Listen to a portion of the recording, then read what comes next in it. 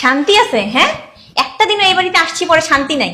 নিজে নিজে পন্ডিতে করছি, এখন তো বাপ মারে কিছু কইতেও পারি না। কিছু করার কোনো উপায় আছে? হ্যাঁ, এই যে বছরকার দিনগুলি যাইতেছে, কোনোখানে তো নিয়ে যায় না, বান্দির মতো খাটাইতে খাটাইতে খাটাইতে খাটাইতে জীবনটা আমার শেষ করে দিতেছে।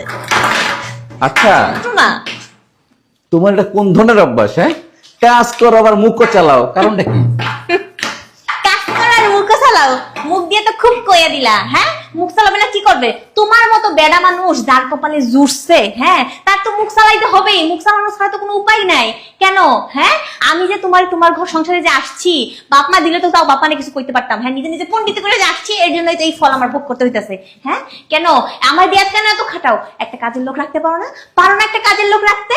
হ্যাঁ, আবার বলে যে মুখ চালাও। মুখ না চালায় কোনো উপায় আছে? এটা এমন কি কাজ করো তুমি? সারাদিন কি কাজ করো? হ্যাঁ, কি কাজ করো? কোনো কাজ করি না। তুমি তো আমার রাজরানীর মতো, রানীর মতো তুমি আমার সিংহাসনে বসায় রাখছো। আমি তো শুধু বৈশা বৈশা গিলি, তাই না? অর্ডার করি, 10-10টা দাসী আছে, অর্ডার করি আর আমার সবকিছু না হাজির করে। আমার তো কোনো কাজ করা লাগে না, তাই না? আমি সকালে 10টায় ঘুম থেকে উঠি, 3টার সময় ঘুমাইতে যাই, আমার তো কোনো কাজ থাকে না, তাই না? সারাদিন খালি বসে বসে আরাম করি আর মুখ চালাই। খালি মুখই চালাও? হ্যাঁ, খালি মুখই চালায়। আর বাসা তো তোমার ওই যে আছে না, আরেকজন আছে না, সে সব সব কাজ কাম করে। হ্যাঁ, আবার লজ্জা লাগে না কথা কইতে? বেহায়া নির্লজ্জ। তোমার মতো বেড়া মানুষ যার কপালে জুটছে, তার কাজও করা লাগবে, মুখও চালাইতে হবে। মুখ না চালাইলে কোনো উপায় নেই। কপাল আমার, কপাল কপাল দোষে আমি যে গাইয়া পড়ছি।